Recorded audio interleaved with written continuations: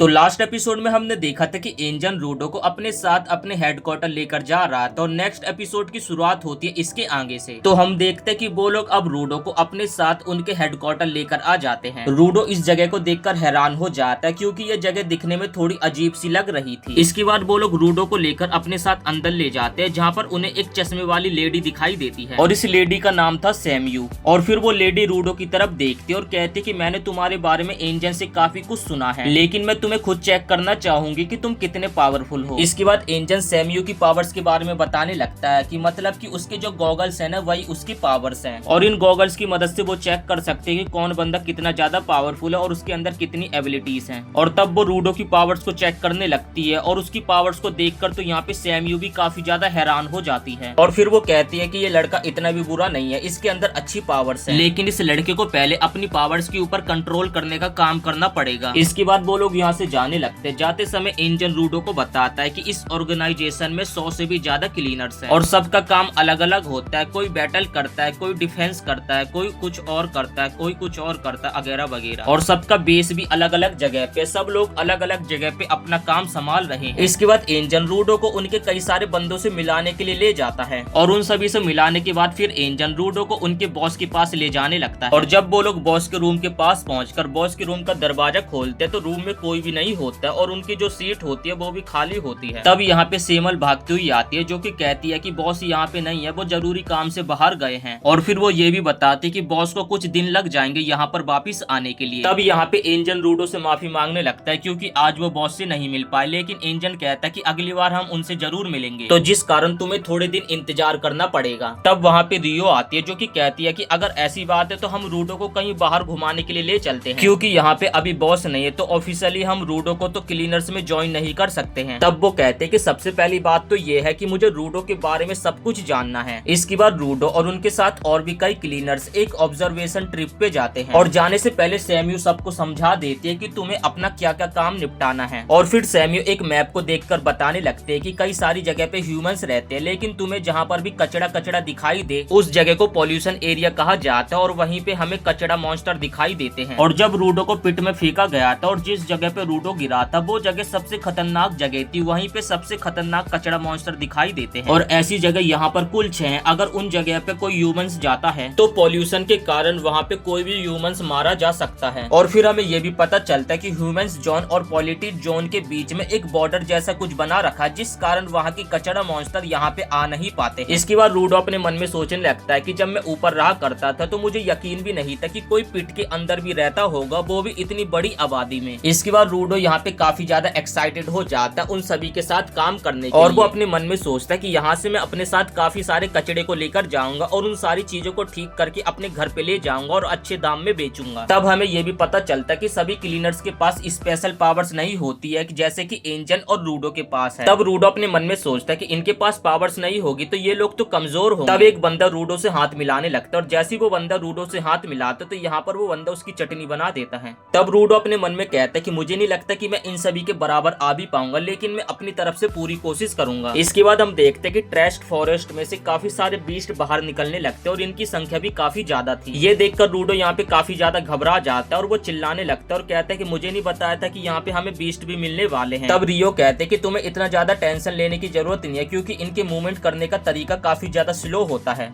और तभी यहाँ पे एक और बीस्ट का झुंड आ जाता है जो कि इन बीस्ट से दिखने में स्ट्रॉन्ग लग रहे थे और इन बीस्ट को तो देखकर यहाँ पे रूडो की काफी ज्यादा फटने लगती है और उसका शरीर पूरा कपकपाने सा लगता है।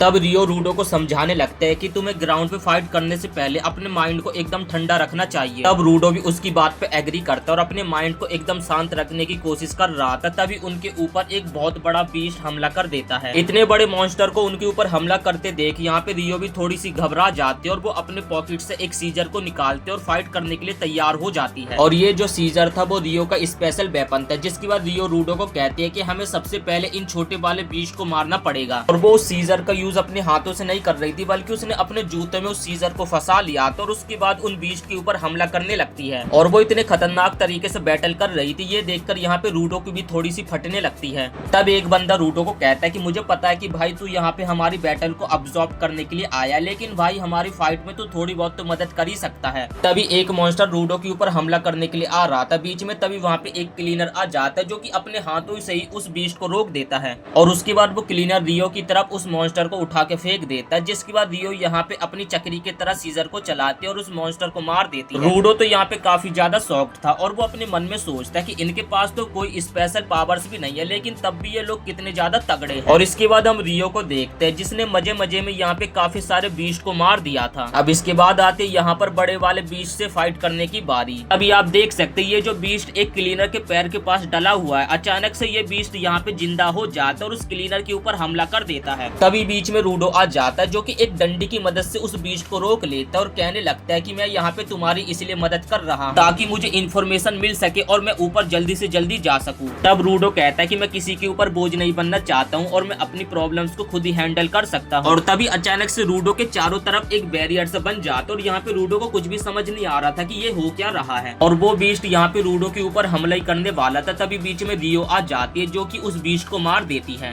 तब रियो यहाँ पे रूडो की तारीफ करने लगती है और कहती है कि तुम सच में अमेजिंग हो, तुम एक क्लीनर की जान बचाने के लिए उस बीस्ट के सामने चले गए। तब एक क्लीनर कहता है कि ये बताओ तुमने उस बीस्ट को हरा दिया। तब रियो कहते कि मैंने उस बीस्ट को बीच से काट तो दिया, लेकिन वो बीस्ट मुझे थोड़ा सा डिफरेंट लग रहा है। और तब हम देखते कि वो बीस्ट दोबारा से यहाँ पे रीजनरेट होने लगता है। रियो ने उसके ऊपर अपने बाइपल इंस्ट्रूमेंट से हमला किया था, तब भी वो बीस्ट यहाँ पे नहीं मरा। तब रूडो यहाँ पे अपने मन में सोचता है कि मैं तुम लोगों की यहाँ पे कुछ मदद कर सकता हूँ, लेकिन वो उन लोगों को बोलता नहीं है। तब यहाँ पे रियो भागती हुई जाती है और उस मॉन्स्टर के ऊपर हमला कर देती है और उसका एक सिंग काट देती है। और इसके बाद रियो अपनी स्पीड को और ज्यादा तेज कर लेती है और उस मॉन्स्टर के ऊपर लगातार हमले पे हमले करे जा रही थी। और जब रियो उस मॉन्स्टर के सभी बॉडी पार्ट को काट देती है तो उसके अंदर एक काली रंग की चीज दिखती है। वो उस चीज के बारे में कुछ पता लगाते, लेकिन उससे पहले वो मॉन्स्टर दोबारा से यहाँ पे रीजनरेट होने लगता है। और इसके बाद तभी वो मॉन्स्टर अपने सभी बॉडी पार्ट्स को यहाँ पे एक मिसाइल की तरह फेंकने लगता है और उनके ऊपर हमला करने लगता है। तब यहाँ पे रूडो जिस जगह पे खड़ा हुआ था उस जगह की जमीन टूट जाती है और वो नीचे गिरने लगता है और वो सोचता है मैंने तो सोचा था कि मैं इन्फॉर्मेशन इकट्ठा करूंगा और उसके बाद ऊपर जाके उन सभी लोगों को सबक सिखाऊंगा, लेकिन मुझे लगता है कि मैं किसी काम का नहीं हूँ और मेरा तो अपनी पावर्स के ऊपर बिल्कुल भी कंट्रोल नहीं है और आखिर मैं इनकी मदद ही क्या कर पाऊंगा। और तभी अचानक से एक बंदा रूडो का हाथ पकड़ता है और उसे ऊपर की तरफ खींचने लगता है